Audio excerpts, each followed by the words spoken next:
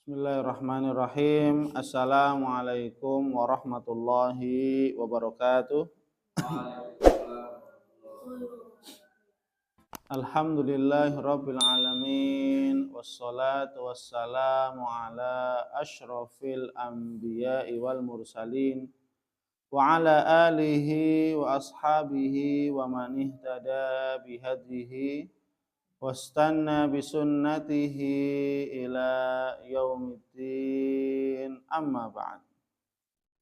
Mari kita awali majelis ilmu ini dengan baca doa talabul ilmi. Bismillahirrahmanirrahim. Rabbi zidni ilma, Allahumma anfa'ni bima 'allamtani wa 'allimni ma yanfa'uni warzuqni ilman yanfa'uni. Amin. Alhamdulillah, para santri, muslimin muslimat, dan para hamba Allah sekalian, kita patut bersyukur kepada Allah Subhanahu wa Ta'ala, di mana Allah Subhanahu wa Ta'ala telah begitu banyak melimpahkan berbagai macam kenikmatan demi kenikmatan yang kita rasakan, yang kita nikmati sampai saat ini, sampai detik ini. Maka kita sebagai hambanya yang beriman, kita wajib untuk mengucapkan rasa terima kasih kita kepada Allah Subhanahu wa Ta'ala, mewujudkan rasa ungkapan rasa terima kasih kita kepada Allah Subhanahu wa Ta'ala dengan cara kita istiqomah dalam beribadah kepada Allah Subhanahu wa Ta'ala. Insyaallah kita akan melanjutkan pembacaan hadis dari kitab Riyadhus Shalihin. Kita masih di bab sabr, bab tentang kesabaran. Hadis yang ke-16. Hadis yang keberapa? 16. An Anas bin Malik radhiyallahu anhu qala. Dari sahabat Anas bin Malik radhiyallahu anhu qala, ia berkata, qala Rasulullah sallallahu alaihi wasallam, Rasulullah sallallahu alaihi wasallam telah bersabda. Perhatikan ya. La yatamannayanna ahadukumul maut lidurrin asabahu. Ya. Janganlah seorang di antara kalian mengharap-harapkan tibanya kematian. Tamanna ya. Berharap. La yatamannayanna ahadukumul maut lidurrin asaba. Janganlah seseorang di antara kalian itu mengharap-harapkan tibanya kematiannya. Lidurrin asabah. Lantaran atau dikarenakan suatu bahaya yang menimpanya. Ya. Lantaran atau dikarenakan ada musibah yang menimpanya. Ya. Musibah dunia, mungkin kemiskinan, mungkin kelaparan. Daripada saya kelaparan terus lebih baik saya mati. Daripada saya kemiskin terus, ya, mending saya mati. Nggak ada artinya kalau hidup miskin misalkan. Ini nggak boleh, haram hukumnya. Ya, berharap kematian dikarenakan apa? Tidak sabarnya terhadap ujian dunia, maka ini dilarang. Dilarang. Karena sekarang kita mendapati begitu banyak orang yang hanya karena kemiskinan dia bunuh diri. Hanya kelaparan dia tega orang tua bunuh anaknya.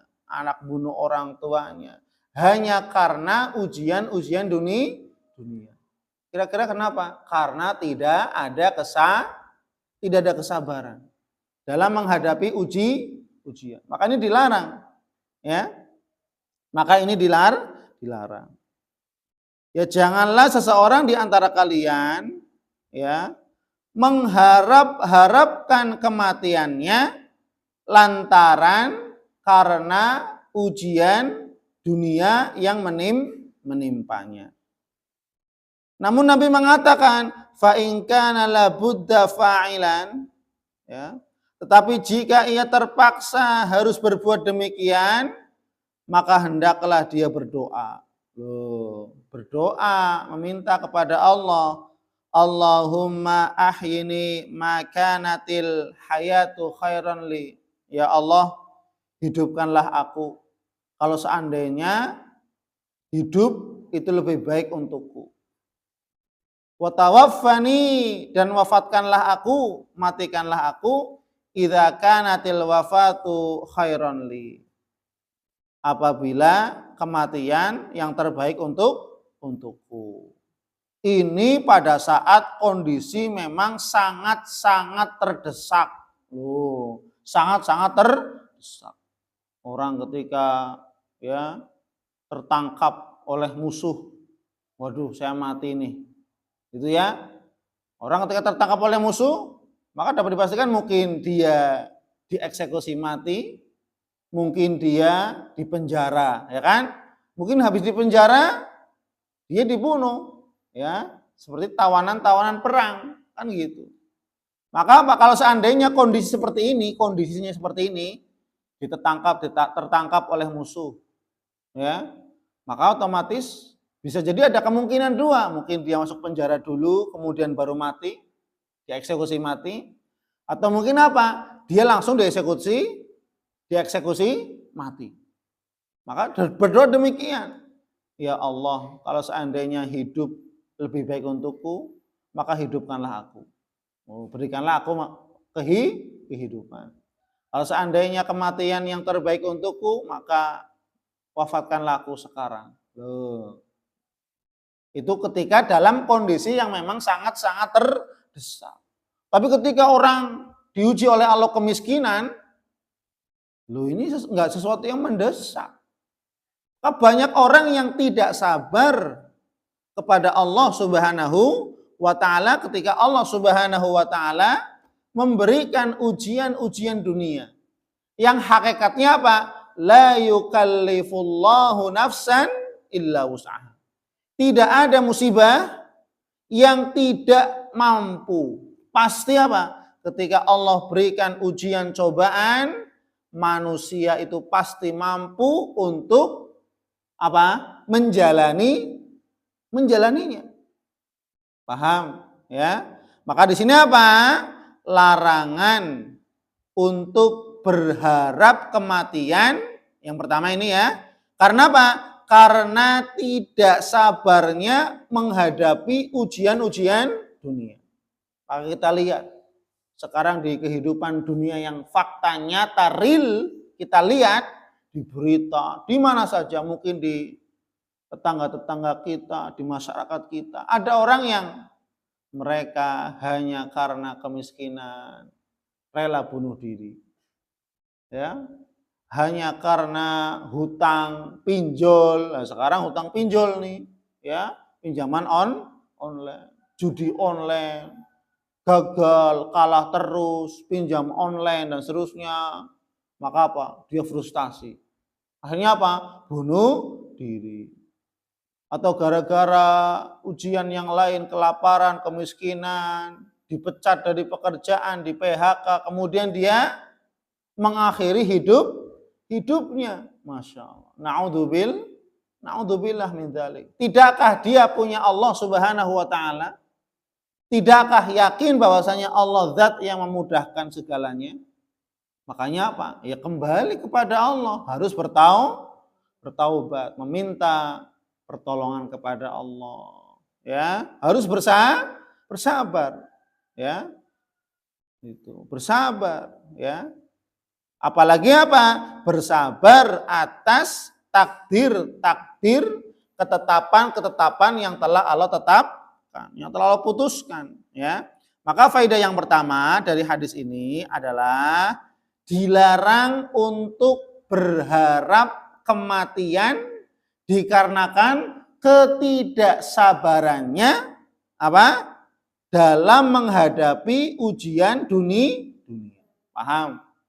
Contohnya tadi, banyak orang gara-gara kemiskinan, kelaparan, rela bunuh diri.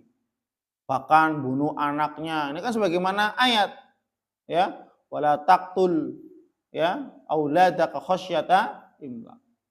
Janganlah kamu bunuh, wala taqtulu auladakum khasyata imlaq. Janganlah kalian membunuh anak-anak kalian, keluarga-keluarga kalian karena khawatir takut nggak bisa ngasih makan. Kan berarti karena kelaparan. Ya, ini nggak boleh. Ya, jadi dilarang yang pertama apa? Dilarang berharap atau meminta kematian karena apa? Ketidaksabarannya menghadapi ujian-ujian dunia. Maka dia harus apa? Bersabar. Paham? Jadi sini kuncinya sabar. Orang diuji kemiskinan, sabar. Jangan sampai apa? Hilang nyawa. Kan gitu. Orang diuji dengan hilang pekerjaan, dipecat, di PHK, dan seterusnya. Ingat, sabar. Jangan sampai apa? Berbuat yang nekat. Ya, menghabisi dirinya dan seterusnya. Naudzubillah. Bahkan ini perbuatan yang sangat dimurkai oleh Allah Subhanahu wa taala. Membunuh, ya kan? Ini perbuatan yang dibenci oleh Allah Subhanahu, dimurkai oleh Allah. Kemudian yang kedua, dari hadis ini kita bisa mengambil faidah bahwasanya apa? Menyerahkan dan memasrahkan diri kepada Allah Subhanahu wa taala dalam menentukan hidup dan mati. Kenapa? Karena Allah itu zat yang menghidupkan dan mematikan. Al-muhyi wal mumit. Yuhyi wa yumit. Dialah Allah zat yang menghidupkan dan mematikan. Maka kita hanya pasrah, ya Allah. Aku hanya pasrah kepadamu, ya Allah. Engkau berikan ujian seperti ini, ya Allah, berikanlah kesabaran. Kecuali kalau dalam keadaan terdesak tadi, ya, seseorang tertangkap oleh musuh. Ya, seperti zaman dulu peperangan jihad. Ketika tertangkap oleh musuh, bisa jadi apa? Dia dieksekusi mati, bisa jadi apa? Masuk penjara dulu, disiksa, kemudian sampai mati.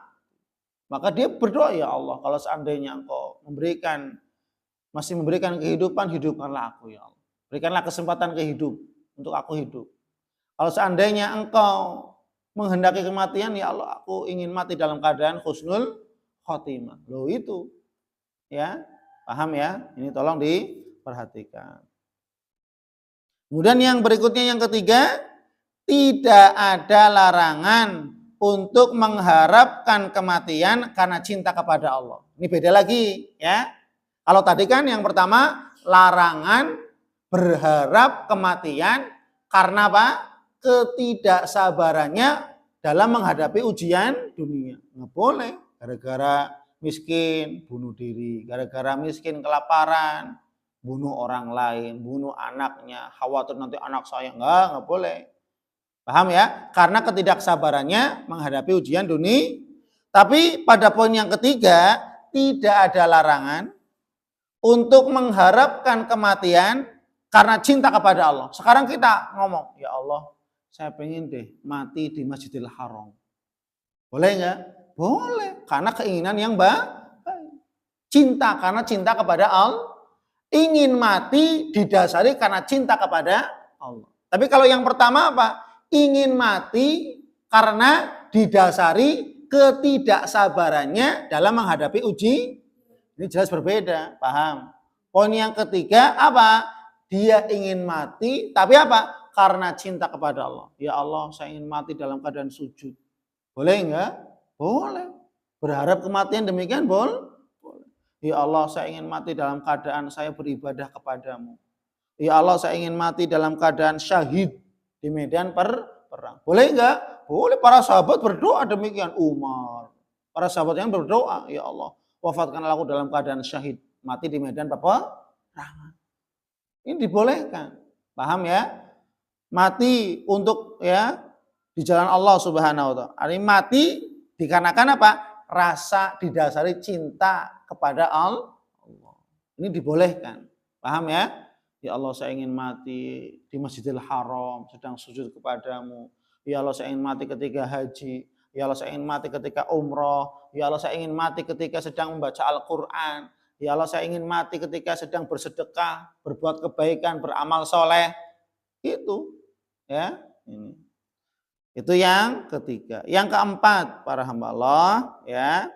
Seorang manusia tidak mengetahui dari mana datang kebaikannya. Kita tuh nggak tahu dari mana datang kebaikan. Mungkin datang kebaikan dari sebuah kebaikan. Karena kebaikan yang kita lakukan sehingga apa? Menimbulkan kebaikan yang akan datang kepada kita. Paham? Karena apa? Kita tidak mengetahui dari mana datangnya sebuah kebaikan kepada diri kita. Mungkin dari kebaikan yang kita lakukan. Sehingga apa? Datanglah kebaikan dari Allah kepada kita. Paham? Yang kedua, mungkin karena apa? Karena ujian-ujian yang datangnya dari, ya, kemudian kita bersabar, kita menghadapi ujian itu dengan kesabaran, sehingga apa? Allah datangkan kebaikan-kebaikan. Karena kesabaran kita. Ya, orang ketika diuji kelaparan, kemiskinan, kebangkrutan, mungkin diuji dengan orang-orang yang ditinggal oleh orang-orang yang dikasihi, dicintainya. Ketika dia sabar, maka Allah akan berikan kebaikan-kebaikan. Yang pertama adalah apa? Pahala yang besar dari Allah Subhanahu wa Ta'ala. Kemudian apa? Allah berikan sebagaimana hatinya senantiasa jadi ikhlas. Hatinya Allah jadikan ikhlas. Semakin sabar, semakin kuat. Allah jadikan keturunan-keturunannya mungkin menjadi soleh-soleha. Bisa jadi. Karena kebaikan itu tidak datang. Kita tidak tahu dari mana datangnya. Apakah karena kebaikan yang kita lakukan? Ataukah karena apa? Ujian yang Allah berikan sehingga apa? Allah begitu banyak mendatangkan kebaikan untuk kita. Sehingga apa? Boleh jadi musibah dan kesulitan yang menimpanya itu akan menjadi kebaikan untuk dirinya. Maka jangan dianggap kalau saya dapat ujian terus, oh berarti Allah nggak senang sama saya. Allah benci, Allah marah. Ketika kamu dapat rezeki terus sehat, dapat rezeki, dapat uang. Oh nih, Allah cinta sama saya. Kayak gitu, tidak. Ya, maka kan dalam surat Al-Fajr apa? Fa'ammal insanu idza mabtalahu rabbuhu fa'akramahu wa na'amahu fayaqulu rabbi akrama. Orang mengatakan, oh ya Allah, Allah memuliakanku nih dengan cara apa?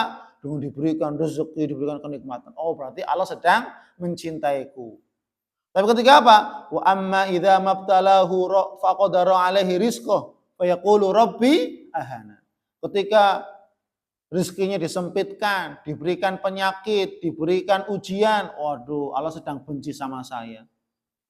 Lu enggak boleh, ini pribadi-pribadi orang-orang munafik, pribadi orang-orang yang tidak beriman kepada Allah. Kenapa?